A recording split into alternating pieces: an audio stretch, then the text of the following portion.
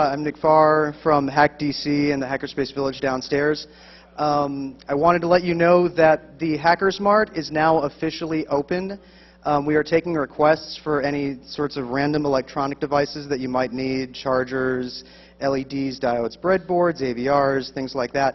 We have a lot of stuff in stock, and if you've been down to the Hackerspace Village and you've seen all of our cool linemen's handsets, we have over 60 years of linemen's handsets, going everything from like magnesium alloy rotary dial sets all the way up to ISDN testing equipment in hardened briefcases and things like that. So please come check it out.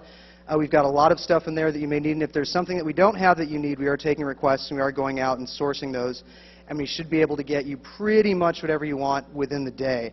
But I have a couple of announcements before I introduce Mouse and friends. Can I say that? Can I just automatically lower everybody else that you're dealing with? Because guys, give Mouse a round of applause. She was Hack DC's first donor. I literally had the Hack DC PayPal button up for 5 minutes. I didn't tell anybody about it. I didn't email about it, and then Mouse just somehow finds it. Like, I thought it was an error. I was like, what, did Sandy hack me? But again, I do have a couple announcements, and I'm actually ashamed that I have to read this. Please use restraint, and please don't mess with the hotel. I shouldn't have to read this one, you guys. Come on. We're all adults, or at least there should be enough adults here to keep the kids in check. All right? So if you, and that's another thing, like, you know, 99% of you are responsible, good, you know, people, and it's always the 1% that screws it up for everybody else. But, you know, that 99% still has a responsibility to, if they see the 1% doing something, to either stop it themselves or inform someone so that they can stop it. The hotel's been really, really good to hope every hope that has gone on. Can we just give a round of applause for the hotel? Come on, and all the hard work that they're doing. So, come on, guys, please don't mess with them. I don't want to have to read this card tomorrow. And Friday, the 4th track in Zusa, well, you're all missing relationship hacking. Electronic voting, relationship hacking. At least I know everybody in this room has their priorities straight. And 3 p.m., a solar compass for the human domain. I have no idea what that could possibly mean. I'm sorry about that. Again, there's a lot of really cool stuff going on the 2nd floor pavilion. And actually, I have a special request. Is there anybody up here that has an unopened bottle of Club Mate that they would like to donate to their favorite MC? You guys suck. All right, that's all the announcements I have. I know we're running a little bit early, but are you guys ready to go? All right, without any further ado, a very important issue, e-voting. Guys, give them a big round of applause, Sandy and crew, and I'll see you guys at 3.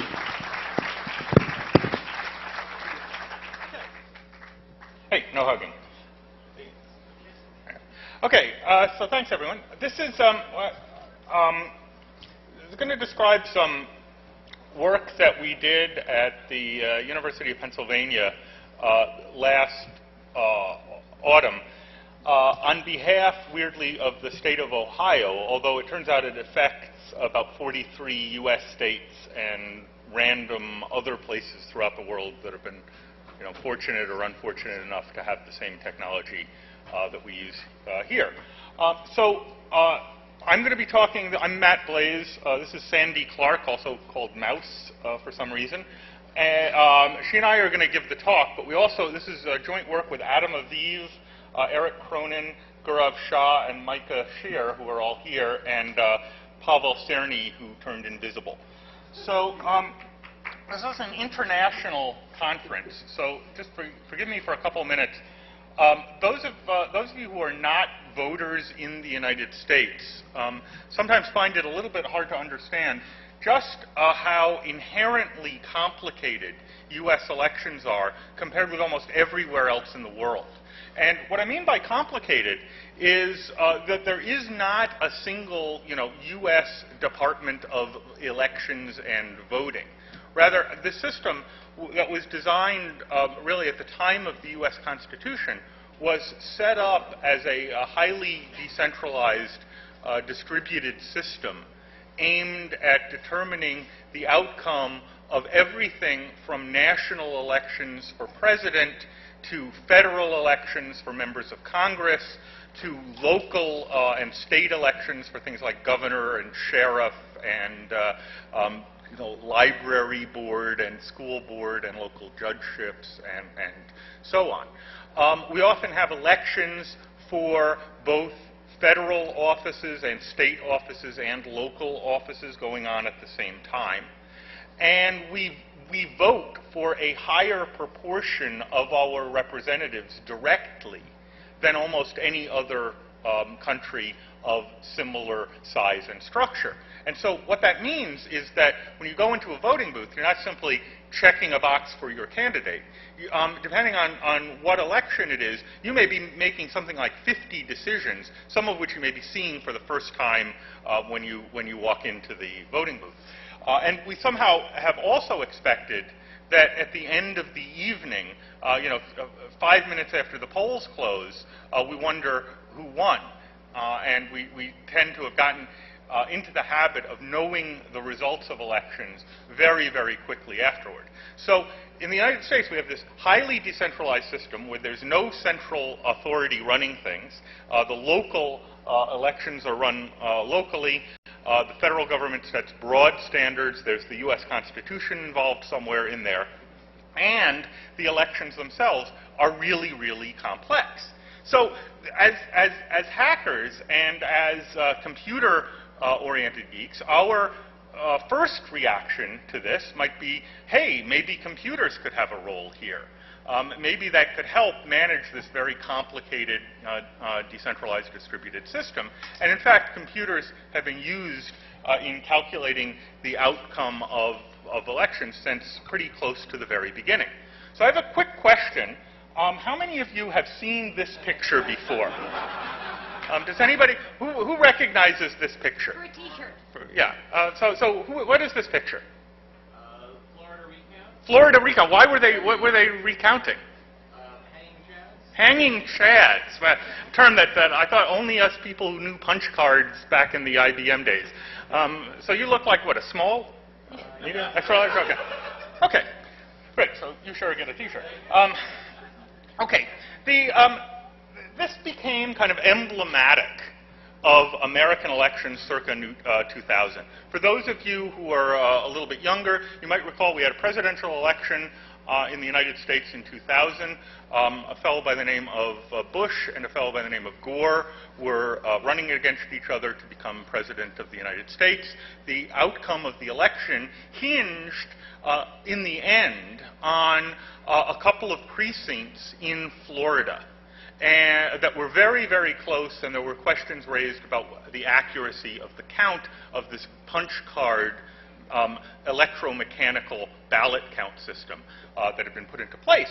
And this picture, I'm not sure if the contrast is good, but this is probably familiar to a lot of you because this kind of came to be emblematic of the problem with elections in the United States. This poor man, who's kind of bug-eyed and has thick glasses and is clearly overdressed for the Florida climate, spent studying this card, trying to figure out, what does it all mean?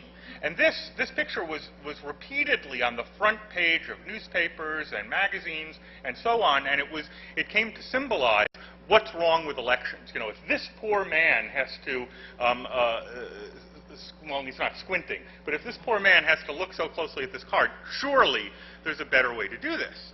But in fact, I think one of the things we've come to realize is that the meaning of this picture and the message that you can take away from this picture has kind of reversed.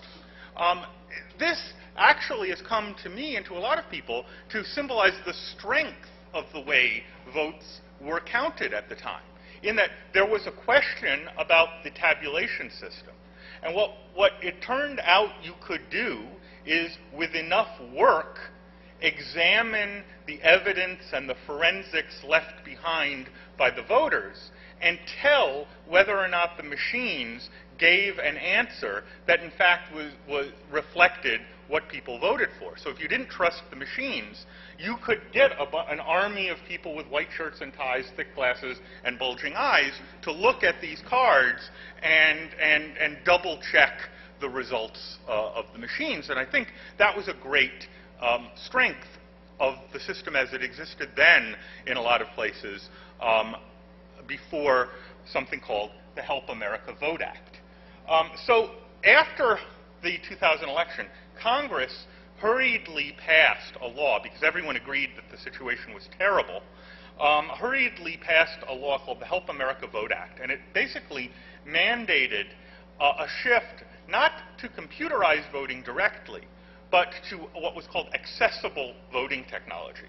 And what that meant was that voting technology needed to be something that the disabled could use, blind people, mobility impaired people, and so on, could use on equal footing and without assistance with everyone else. Now, an effect of that was that the only systems that met this requirement were heavily computerized. Computerized user interfaces like touch screens that could have audio input and output and motion sensors and sip and puff sensors and so on attached to them to collect vote input. So touch screen machines came to be kind of considered equivalent to the Help America Vote Act requirements. Now, the Congress did something else at the same time as creating this mandate for new voting technology. They also allocated a huge, by pre-war standards, pile of money for all of the states and all of the local governments to buy new voting equipment. So with a timeline that basically said, within a couple of years, you need to go and get yourself new voting equipment that meets the Help America Vote Act, but don't worry, because here's a big pile of money that you can use to buy it. So what do you think happened? Well, that money was going to get spent. And in fact, there were a number of vendors who, in the best traditions of American entrepreneurship, came forward with voting systems that states could buy to meet the Help America Vote Act requirements out of their great sense of altruism. Now, what does this mean? Well, there were basically three technologies that were put into place right after the 2000 election. All of them existed beforehand, but they weren't really widely deployed. The most well-known are what are called these, it's one of the weirdest acronyms ever. You'd think touchscreen voting machines would be called touchscreen voting machines, but they had to invent a new term for them. They're called direct recording electronic machines. They directly record your votes using an electronic user interface, a touch screen. These are called DRE machines. So if you ever want to impress a local voting official or scare them with how well-informed you are, you can refer to them as DRE machines, and that means those touch screens. These are basically a specialized computer with a touch screen interface and some fancy case and some firmware that turns it into a voting machine with some storage devices. There are also optical scan ballots, similar to what you use when you took the SATs way back in my days. Fill in with a number 2 pencil your election system, and then you put it in a little machine that grades your ballot, and if you voted for the right person, you can go on to the next election. You basically fill out a little paper ballot and put that in the polling place into a reader that counts your vote, collects your ballots, puts the paper ballot in a ballot box, and then you voted. Now, the way they make them compatible with the Help America Vote Act is with a technology where you basically take a touch screen interface, except instead of recording your vote, it marks a ballot that then gets put in with the other ballots into the local precinct ballot reader. So basically, the disabled or anyone else who wants the nice user interface of a DRE can still use the touch screen, but what they produce is a paper ballot that gets put into this ballot counter. The machine itself isn't involved in doing anything other than marking the ballots, and then you have the separate ballot reader for counting them. So the third technology that's widely used are centrally counted versions of this. These are typically used for things like absentee ballots. If you say you're not going to be around on election day, they'll give you send you one of these in the mail, you mail it back, and then on election day, they feed all of the absentee ballots into a big, batch scan version of the machine that reads all the ballots in and produces an output. So that's essentially what the technology of voting post Help America Vote Act looks like, and every state now uses, except, interestingly enough, the state we're in, uses one of these technologies, and we'll get to what New York is doing a little later if we have time. Now, what's also evolved is that there are 4 vendors of this stuff. If you are a local voting official and you want to buy voting equipment, you can buy it from one of 4 companies that are currently in business that would be happy to sell it to you. One of them is called ES&S, another is called Hart Intercivic, another is called Sequoia, and then there's another called Premier. Premier, you may have heard of by their previous name. They used to be called Diebold, and they did a value jet, and now they're called Premier Election Systems. The 2 largest, they all produce both DRE and optical scan systems. The 2 largest are ES&S and Premier, or Diebold. And now, I think it is safe to say that there have been questions raised about whether or not this technology is in fact faithful, whether or not it really does record what voters asked it to record, and whether or not it's vulnerable or more vulnerable to tampering than the systems that it replaced. That is, can the people in this room put their minds together and figure out how to get themselves elected president? Are we better off doing this? Does this somehow favor the geeks? So in order to address the question of are these secure, there were these systems put in place.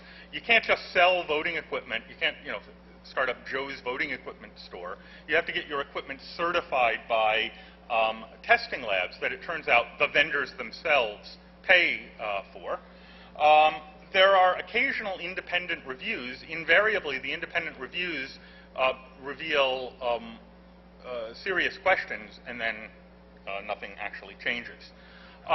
The hardware and designs and the software and firmware that run on these systems are closely held trade secrets by all 4 vendors. So this is not open source code that you can look at. So if there are problems, they're hidden from most of us, which even goes further to feeding these questions about, hey, are these systems actually secure enough to be used in real elections? Now, Ohio is an interesting state. It's one of those states in which elections are very heavily politicized. It tends to be close. It sometimes goes Democrat, sometimes goes Republican. So elections tend to be controversial, big, very heavily noticed events there. They use a wide range of technology, all approved by the Ohio Secretary of State. It turns out states have a Secretary of State, too. In Ohio, the Secretary of State's job, among other things, is approving the voting technology that's used there. And of course, they buy the same equipment from 3 out of the 4 vendors that every other state is buying from this. There are only 4 vendors of this stuff, and they're not getting special Ohio voting equipment. They may get the software a little bit customized for them, but basically they're buying the same hardware and largely the same software and firmware as everyone else. So Ohio did an interesting thing last year. Following on the tail of California, which did a comprehensive top-to-bottom review of voting technology that I was involved in, the state of Ohio wanted to do the same thing for their voting technology. And they use, again, 3 of the systems that are 3 of the 4 vendors. California used 3 of the 4 vendors, but not the same 3. So there was not complete overlap. One of the vendor systems, ES&S, had never actually been included in an independent review of the entire system as a whole. So basically, Ohio went to a couple of academic institutions, Penn State and the University of Pennsylvania. I'm at the University of Pennsylvania, and asked us if we'd be willing to do a similar kind of review. So when I got asked to do this, first of all, I mean, an interesting property is when you get phone calls from the Secretary of State, the receptionist tends to deliver that very quickly. Because I had to explain I wasn't talking about Condoleezza, so it made everyone thought I was much more important than I actually was. But it raised this question of, should we actually be involved in this? Is this a good idea to do? And in particular, the fact that we'd be looking at trade secret code raised some alarm bells. Would this constrain us about what we could say or what we could do in the future?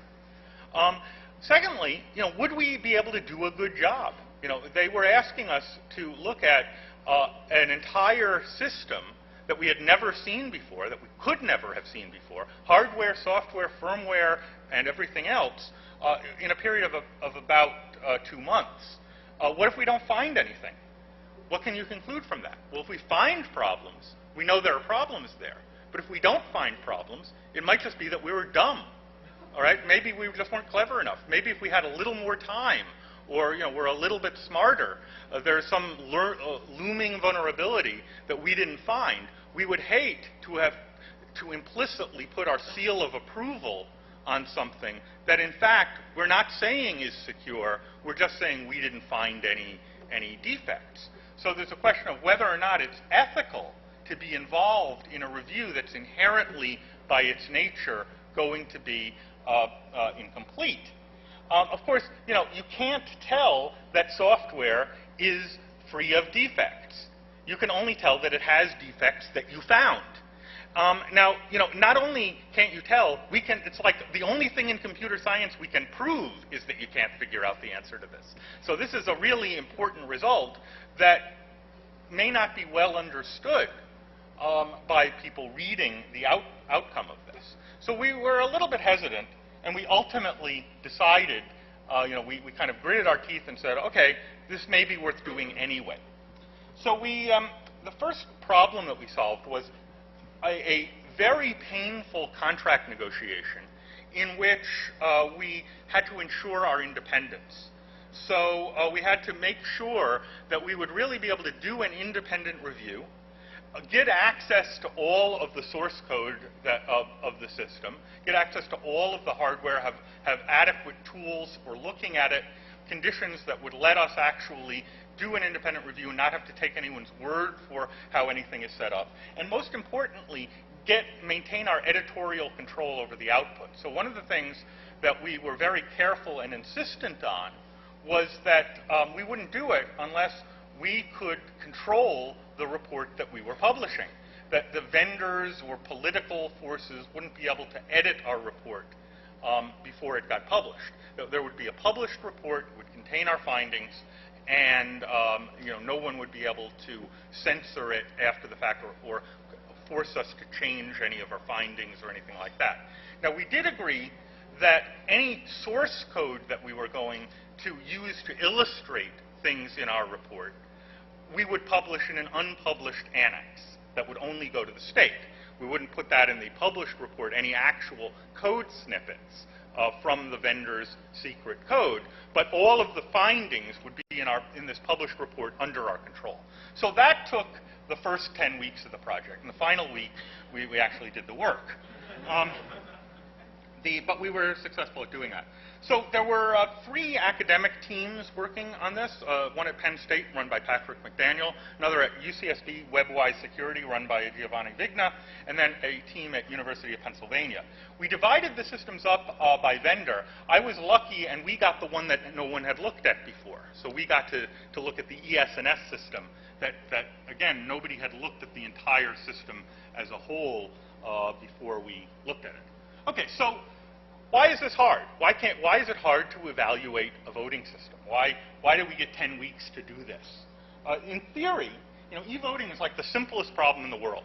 You'd imagine that somewhere buried in the voting system, there's a line of code somewhere that says something like, votes candidate equals votes candidate plus 1, Or, if it's in C, votes candidate plus plus. Or, if it's COBOL, add 1, 2 votes candidate. And, you should be able to do this with grep, right? Look for this line. If it says, +2, something's wrong. Or, -1, then you know something's wrong. But if there's that line in there, and it's only in there once, and you can only reach it from one path, then it's a reliable voting system. It's solving this simplest problem in the world. But, in theory and practice are the same. In practice, they're not. So in practice, you've got a lot more than just a voting machine that's doing the tallying of every time you push the button, adding 1 to this counter. You have an election management system, software that defines the ballots, that provisions the computer, the voting computers, the DRE machines and the optical scan systems. The firmware running in the hardware that's sent out to the precincts. There's communication. Basically, it may involve SneakerNet, but there's a big communication system for getting the things at the voting locations back to the county headquarters. And maybe it involves modems, or maybe it involves moving memory cards or equipment back and forth. But that system for communicating these results, again, is part of what you have to examine. And then there's this human element. There are procedures that people are following. There are mechanical locks and seals. There are procedures for dealing with the keys, and so on and so on. So, this is actually a pretty complicated system. And the threat model itself is pretty complicated, right? This is not as simple as most other systems, because we have threats that don't exist in anything other than voting. You have the usual things. Can somebody alter data? Can somebody deny service? Can somebody change the official results? Data integrity. But you also have ballot secrecy issues, right? One of the attacks against a voting system is figuring out who someone voted for. A system needs to be secure not just for integrity, but it also has to not have accountability. So somehow you have to have data integrity, but not accountability back to the individual voter, which is not the usual way you do data integrity. So it's a complicated thing. So the system we looked at Penn is the largest vendor. It's used in 43 states by something like 40% of voters in the US. They have both DRE and optical scan. The centerpiece of the system is their DRE machine, which is called an iVotronic. It's not, in spite of the punctuation, it's not made by Apple. It's basically a custom computer that runs proprietary firmware with a touch screen on it. The models used in Ohio have a printer attachment that, after you select a candidate, it prints out the fact that you've selected the candidate on this continuous roll printer to allow for non-electronic recounts. And that's called a voter-verified paper audit trail. These machines are controlled by the special module that basically turns them on for each voter, called a personalized electronic ballot, or a PEB, which is this little module that turns the iVotronic on. So here's what it looks like. Basically a touch screen. There's a little, that little red bar is the slot with a PEB in it, and this has been enabled for voting. Here's the printer. It's on the side, a close-up of the printer that's on the side. Basically prints a little barcode at the end of who you voted for, so that the barcodes can be scanned in the event of a recount. Now, is there a problem with that? Is that actually voter verified? Well, most of us can read barcodes, so why not everyone else? This is the little personal electronic ballot module. There's a quarter next to it, give you kind of an idea of scale. It's basically an infrared device with a magnet in it. The magnet turns on the computer, and then it communicates by this ERDA protocol through this little window that you can't quite see here. So the software for the iVotronic DRE is an Intel 386. Has about 88,000 lines of code written in C and assembly, plus there were some libraries that we turned out not to get, and some additional software that's specific to the back-end system for provisioning it and counting the results out of it. There's an optical scan system called the Model 100, is the precinct optical scan counter. Basically it looks kind of like a fax machine sitting on top of a shredder, although it doesn't actually have a shredder or a fax machine in it, we were assured. It's basically a scanner that sits on top of a ballot box that's locked. It'll accept or reject your ballot. If you try to vote for 2 people for president, it'll reject your ballot rather than just saying, okay, thanks, and taking a spoiled ballot. So it has better usability than just dropping it in a ballot box by itself. And the thing that scans your ballot also counts your vote for the precinct. And there's an internal memory card that holds both the ballot definition that it accepts and the tally that's going on during the election. So here's what one of them looks like. Again, it's sort of fax machine shredder looking thing, and there's a ballot sticking in the front, and then it just uses these little PCMCIA form factor memory cards for it. Now the software for that, it's also an Intel 8086 class processor with about 30,000 lines of code, and again, code in the back end. And there's a central count system, and that was the fun one to evaluate. It's this high-speed batch scanner. We had them send us one. It had to be delivered by truck. One of us got a back injury trying to deliver it. Hi, Adam. Hope you're feeling better. This is what the thing looks like, and the cool thing about it is it's designed to process, all of the ballots for an election in one day. So the ballots move in really fast into the ballot box, except they didn't actually give us the ballot box that catches them. So what ends up happening is the ballots go in and then shoot out through the side of them and kind of hit the wall. And if you're standing on the other side of it, you can get like a really deep paper cut. We were trying by the end of it, putting little saw blades through it and things like that to see what it could do. That's an Intel 686 processor, about 22,000 lines of code, plus again code in the back end. So what's this back end that I keep talking about? So the back-end system for running the elections is called Unity. It's their election management suite.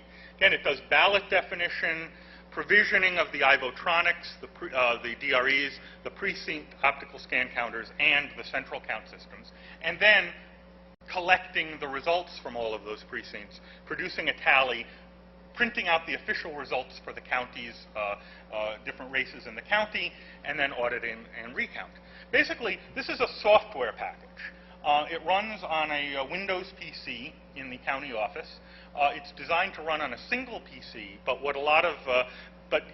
since you're doing a lot of different voting machines, what a lot of counties typically do is use Windows networking and a shared file system on this database to read, to allow multiple machines to run on this. So there's this little Windows box or network of Windows boxes running this special software suite back in the county. So what's this look like? Well, this is a standard Windows platform. It's about 400,000 lines of code written in C, C++, SQL, Visual Basic, and COBOL. And that was exciting to discover. And again, it includes, you get this with customized modules. If your county only bought DREs, you don't get the optical scan stuff. But you can mix and match and get whatever modules for counting and provisioning and ballot definition you need. Just to give you an idea of the data flows in it, this is the data flow throughout the software. What you can kind of take away from this is it's complicated. But basically, the basic architecture is there's provisioning data, ballot design, programming the individual devices, loading them onto the devices, and then at the end of the day, going back to the election management system from the precinct devices to get the tallies. So with that, what do we do? So let me turn this over to Sandy. Yeah, I get to tell you the fun stuff. So the first thing, of course, we had to do was set up a secure environment. And we turned one of our offices into a SCIF, and we changed all the locks, and we got in trouble with the university locksmith again. And we took possession of a whole bunch of safes, because everything we worked on, every piece of paper we printed out, our lab notebooks, everything had to be locked in a safe every time we left the SCIF. This source code, ES&S stuff, was protected better than Cheney's undisclosed location. So what did we do? Well, there were 7 of us. We had less than 10 weeks, and we had 700,000 lines to go through. No methodology, no checklist that we could have made up was going to be able to get through all of this.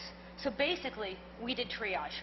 We divided everything up into parts, and everybody sat down and said, okay, how do I attack this? So what exactly did we find? Well, here's a list.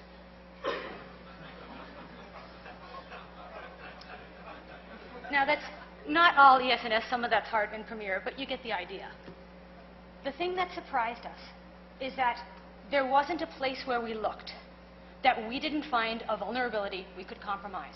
There wasn't an attack that we tried where we weren't successful at carrying it all the way through. And this is in spite of all of the security procedures that ES&S has in place on these machines. And those security procedures include physical security. There are locks. It includes tamper-evident seals. The top-of-the-line DREs all have a hardware authentication token. There's also passwords, and there's encryption. So why didn't these layers of security protect this system? Let's look at a couple of these individually. We'll start with the locks. This is a lock by the same manufacturer that makes the ES&S. This is not from a voting machine. This picture is actually from eBay. They are cheap cabinet or filing cabinet wafer locks. You can buy them anywhere. You can get the keys anywhere. You can get the blanks anywhere. Yeah, and by the way, I should point out, we know this because they forgot to ship us the keys for a couple of weeks. So we ended up, the only way we were able to use them. So the thing about this is that these cheap wafer locks, you can pick them with a paper clip. And since ES&S uses two keys, they use one to control the electronics and one to open and lock up the ballot box.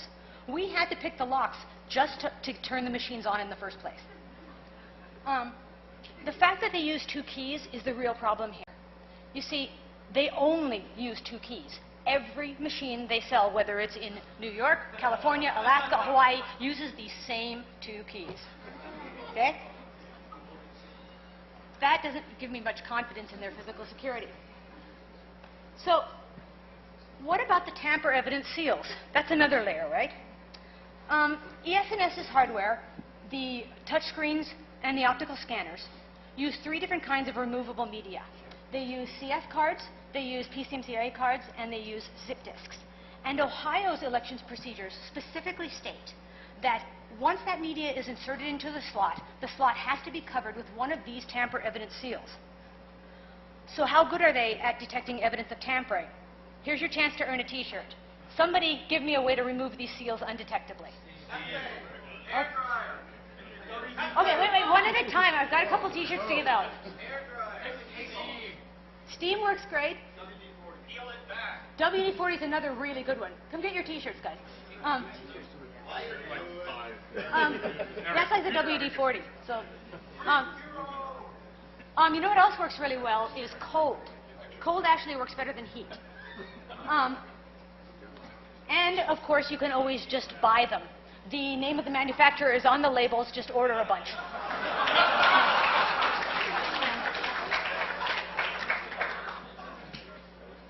But notice that the label is over the CF slot, but there's nothing protecting that port.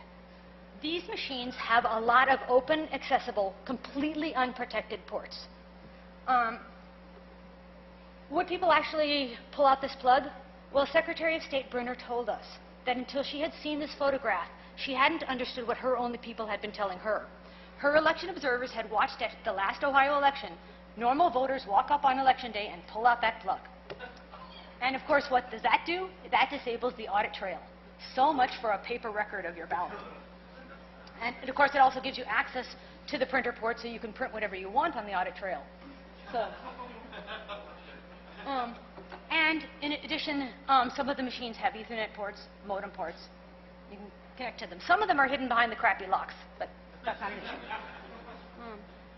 So another problem with these touchscreens is that they are seriously easy to recalibrate. I don't know if you can see on the screen, there's a tiny little X. But they calibrate just like any touchscreen. You poke the X and it moves somewhere else, and you poke it somewhere else. So what happens if you poke that X in the wrong place on purpose? You can make it impossible for this machine to record votes for a particular candidate. And this is so simple to do, we found it within the first 5 minutes of turning the machine on for the first time. Now, a major part of ES&S's touchscreen security is that little box with the red stripe that you see in the slot. That's that personal electronic ballot, the PEB. That is ES&S's hardware authentication token. And you needed to boot the machines to turn them on in the first place. You need them to upload the firmware. You needed to install a ballot definition. You needed to open the polls, zero out the vote totals, close the polls, collect all the results at the end of the election. You've got to have one of these, and you can't buy them. We did try. But in our world... We can't buy them. You can probably. Yeah. Well, in the hacker community, if you can't buy something and you've got to have one, how do you get it? All together? You make it yourself. And we made ours with a PDA and a magnet.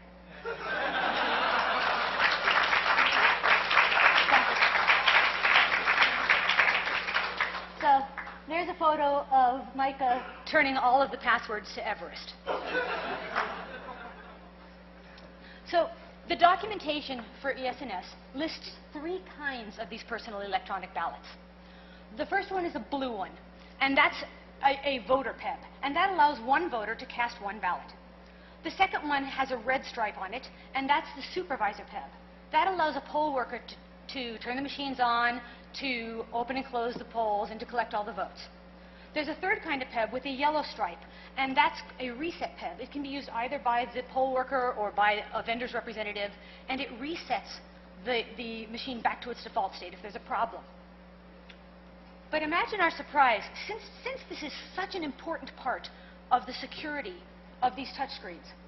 Imagine our surprise when we found that there's a fourth kind of PEB.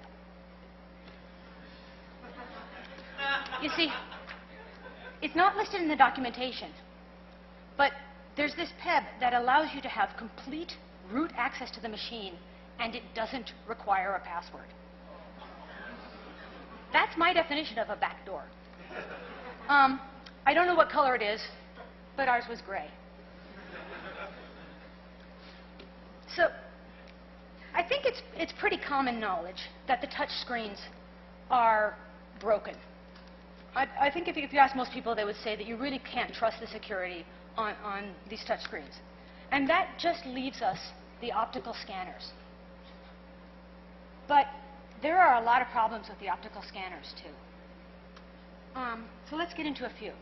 Some of them have to do with the passwords and the encryption that are used by the vendors. In the case of both the precinct individual ballot scanner and the central election headquarters big batch scanner, both of them will upload and run firmware without asking for a password.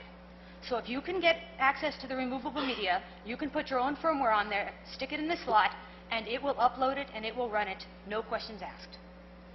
They also do not do any form of encryption on that removable media. So once those votes are collected and you can get access to the media, you can alter the votes, the results of that election, and there's no way for anyone to be able to tell that you've done it. So here's a picture, by the way, of the big batch scanner running our Everest firmware. So what about the paper ballots? I mean, that's pretty much all that's left us. Well, there are problems with that, too. You see, because of those cheap, crappy wafer locks, it's trivially simple to get access to the glass surface of the scanner. So all you have to do is open the scanner up and put a Post-it down where you don't want the votes to be counted. Paint something reflective, nail polish or something on it. And then, of course, it's trivially simple to forge the paper ballots as well. The paper ballots rely for their security on something called non-read ink. And you'll find this ink on security certificates like stock certificates. You'll see it on deeds. You'll see it on checks or cashier's checks sometimes. Usually it's wavy lines or an abstract pattern in a yellow ink or a red ink. And it relies for its security on the fact that that ink is invisible to the scanner. So on this ballot, some of these boxes are printed in regular ink, and some of those boxes are printed in security ink. The one at the top is in the security ink.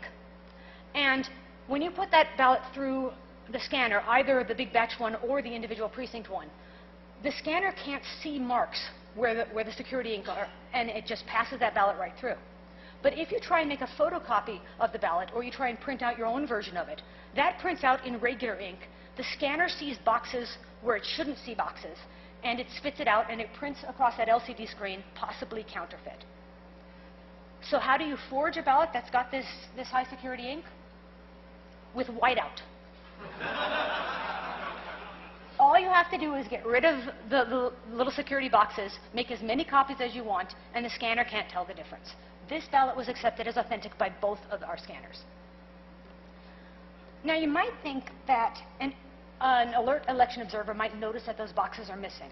They might not. Remember, Matt talked about the fact that every single precinct's election is different, and every single ballot looks different because my dog catcher isn't the same as yours, and my school board proposal isn't the same as somebody else's. And also, but they might not notice. I mean, they've been up since 5:30 in the morning. So, but if you want to be picky, and we like to be picky, you got to put that security ink back. Well, you can't buy it. There are a couple of places where you can get a hold of the yellow ink or the red ink in small quantities. But the black ink is really, really hard to come by. So once again, in our world, if you can't buy it, how do you get it? You make it yourself. We made ours with the absolutely cheapest color inkjet cartridge we could find at the local CVS. You see, another name for this security ink is composite ink. This is an ugly splotch, I know. I got a C+ in art. The point is it's a proof of concept. That is invisible to the scanner, and that ballot was accepted as authentic by both of the scanners. And you know what this ink is? This is the stuff your home inkjet printer makes when you run out of black. It just takes the color inkjet cartridge, it mixes all the colors up together, and all I did was stick a paintbrush in all the holes and smear it around. And that is security ink. So what did we learn from all of this? The first thing that we learned is that the certification procedures in place to guarantee that vendors' voting machines and their whole systems are secure just don't work. You know what these procedures are? Are the comments in the same format? Do the variables follow a naming convention? Is there only one return statement per function? I don't see how that enhances the security at all. The second thing that we learned is that the security of a system that is intended or needs to be secure can't be added on as an afterthought. You can't just add a couple of locks and a seal and throw a password in and claim that the system's secure. If you need it to be secure, then you've got to design security in from its inception. Oh, by the way, the touchscreen voting machines have hard-coded passwords. We found a comment next to a hard-coded password that said, I kid you not, this comment said, "We hard-coded this so that hackers couldn't use it."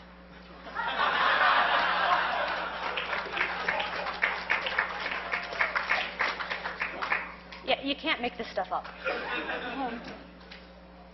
Viral? Yeah, I'll get that. The third thing that we learned is that, well, we weren't the only ones looking at this system. Along with the academic teams, Ohio hired a group of commercial software testers. And they have a methodology, and they've got a business that goes around and trying to determine the security of software systems. And they didn't find anything that we didn't find. But we found a lot that they didn't. So why did our ad hoc, thrown together method find so much more than they did? We think it's because we approached it like hackers. We sat down, every one of us with our little piece, and we basically said, how do I attack the system? If I poke at it here, which way does it move, and what does that tell me? And it allowed us to go off on tangents if it looked interesting. And that allowed us to make some of our best finds. For example, the Palm Peb emulator. The first thing we noticed when we unboxed that touchscreen is that there's no on-off switch. But if you stick that little box in that little slot, the machine comes on. Wow, okay, there's a switch in there somewhere. If you put the wrong one in, it comes on, but it gives you an error message, wrong PEB. So that means there's some communication going on. And so the next step was just try and decode that communication. Another example is finding the ballots. The reason we found we could forge ballots was because we tried to make a photocopy. And we sent it through, and it spit it out and said possibly counterfeit. So we thought, okay, the papers aren't the same color.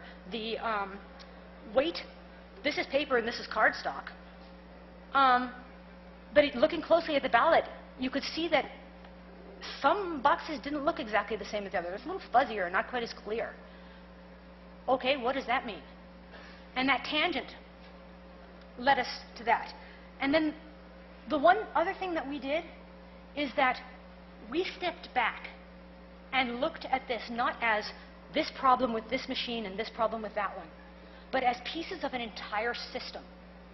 And we were able to find our major discovery, that of viral propagation, because we said, we've got a vulnerability here, that we've got this piece of a puzzle. How do we use that to attack this piece? And so the fourth discovery, and this is the most important, is that we were able to actually demonstrate an attack that a single person, a single voter could do at a single machine that would virally propagate all the way back to the election central headquarters of the county. And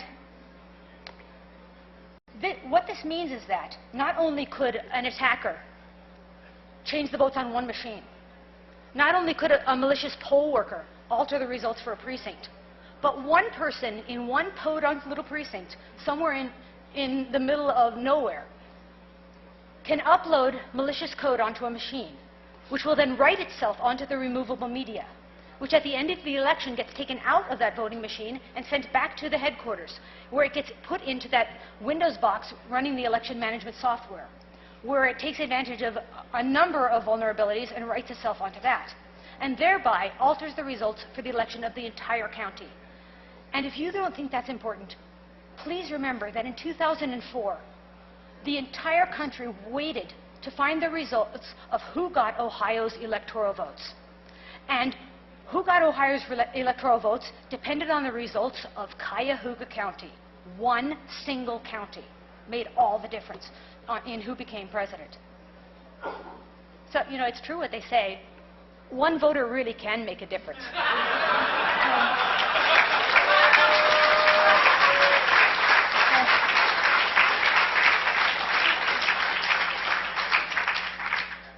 So this is not part of our mandate, not part of our contract with Ohio, but it is kind of an educated opinion of ours. What do we do about this? We're going to have to be really careful. These machines are in use right now, and they will be in use in November. Now, we are hearing from a number of places. Ohio, for one, is getting rid of their touchscreens. We've got a request from Texas, of all places, to send them a report about which optical scanners would be better than our opinion on the optical scanners, because they want to get rid of their touchscreens. Texas, of all places. So maybe we're making a difference here. But in the short term, all we can really do is be very careful. So I would like to ask all of you who are of voting age and U.S. citizens to become poll workers at your next election. Your counties and your precincts need you. Most poll workers are geriatric and wouldn't recognize a problem if they saw it. At least your technical expertise could be of use. In the long term, we got to build a better mousetrap. And that's our job.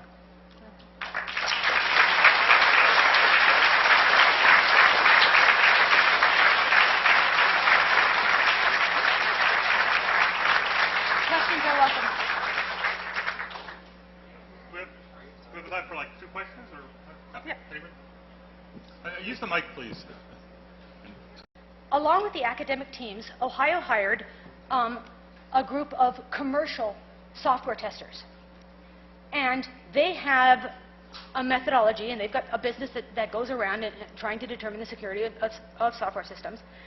And they didn't find anything that we didn't find. But we found a lot that they didn't. So why did our ad hoc, thrown together method find so much more than they did? We think it's because we approached it like hackers. We sat down, every one of us with our little piece, and we basically said, how do I attack the system? If I poke at it here, which way does it move, and what does that tell me? And it allowed us to go off on tangents if it looked interesting. And that allowed us to make some of our best finds. For example, the Palm PEB emulator. The first thing we noticed when we unboxed that touchscreen is that there's no on-off switch. But if you stick that little box in that little slot, the machine comes on. Wow, okay, there's a switch in there somewhere. If you put the wrong one in, it comes on, but it gives you an error message, wrong PEB. So that means there's some communication going on. And so the next step was just to try and decode that communication. Another example is finding the ballots. The reason we found we could forge ballots was because we tried to make a photocopy. And we sent it through, and it spit it out and said, possibly counterfeit. So we thought, okay, the papers aren't the same color. The weight, this is paper and this is cardstock. But looking closely at the ballot, you could see that some boxes didn't look exactly the same as the others. It was a little fuzzier, not quite as clear. Okay, what does that mean? And that tangent led us to that. And then the one other thing that we did is that we stepped back and looked at this not as this problem with this machine and this problem with that one, but as pieces of an entire system.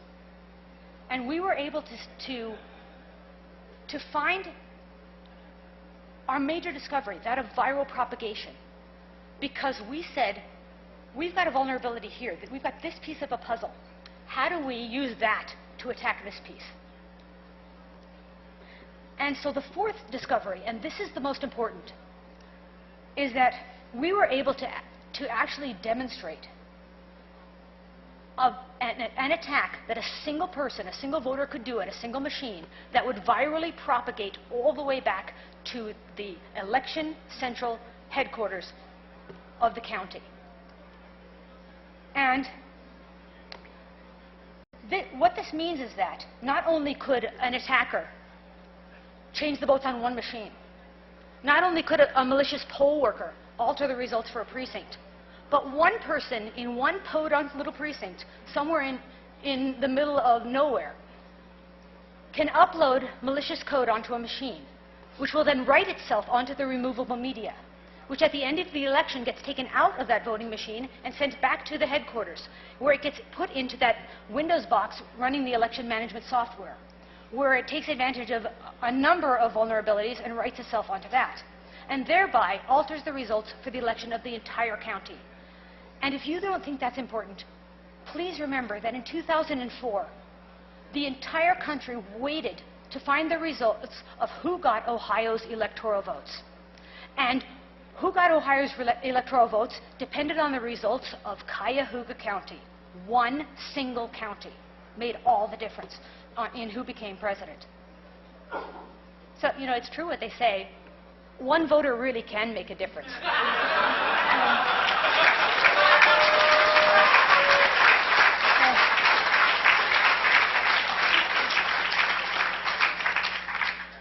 So this is not part of our mandate, not part of our contract with Ohio, but it is kind of an educated opinion of ours. What do we do about this?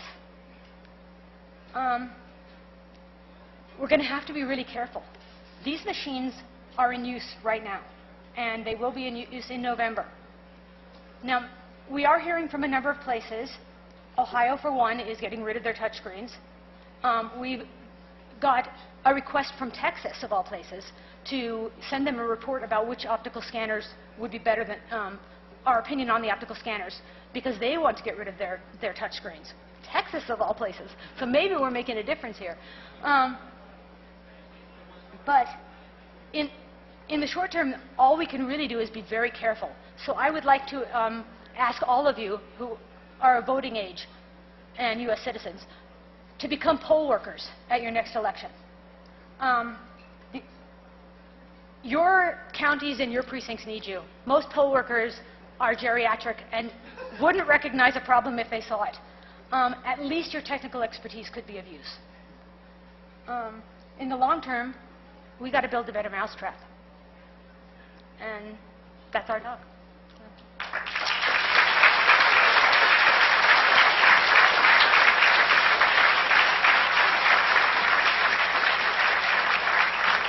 Questions are welcome. We have time for like 2 questions, or Yeah. Anybody? Use the mic, please. And state your social security number. Yeah.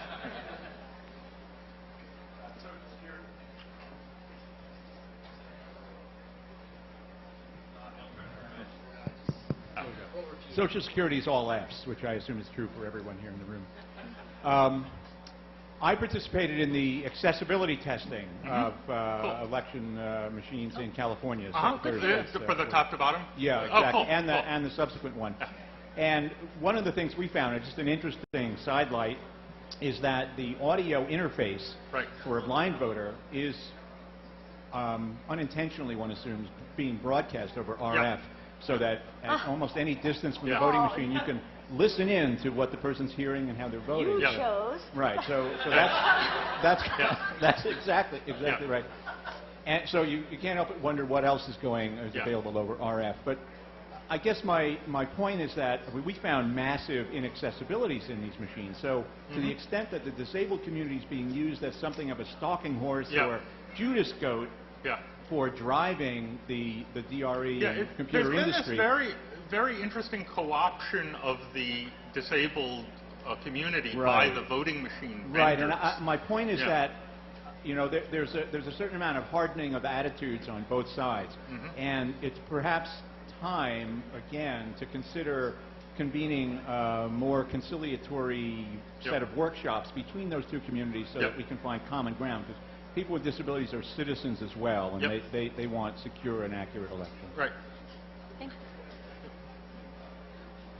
You probably know about a writer named Greg Palast who did quite the expose on what went down in Florida in 2000, and I spoke to him yesterday, and he cautions that a possibly an even bigger problem than I guess what you're talking about would be the equivalent of black boxes and recording the votes, is now ES&S and these same companies have been hired to actually scan voter registration applications, and they get to decide who's accepted, who isn't, and they interface it with people's social security records, and whether or not they suddenly have turned into an illegal immigrant, even if they were born here.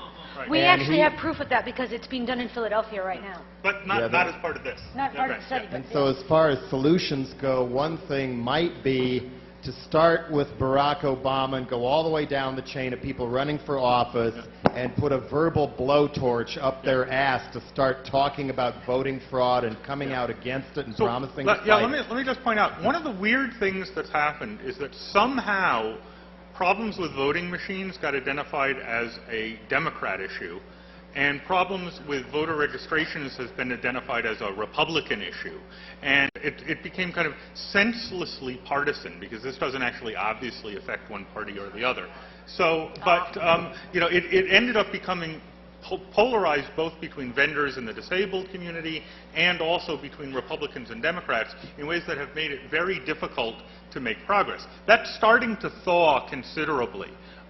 So maybe we'll see some progress on that point. I want to also point out one other quick thing I should have mentioned before. One of the properties of an election is that there's a loser, right? The point of an election is not just to figure out who won, but it's to convince the loser and the loser's supporter that they lost.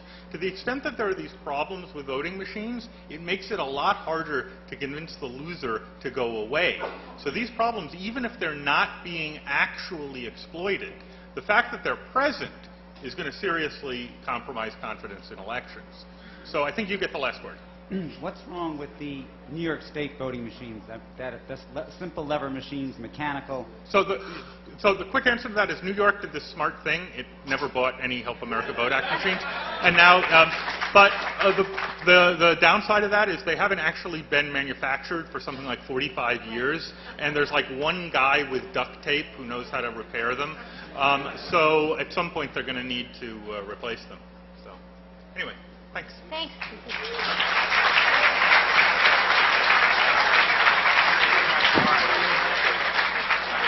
I really think, I mean, aside from Jim Dixon,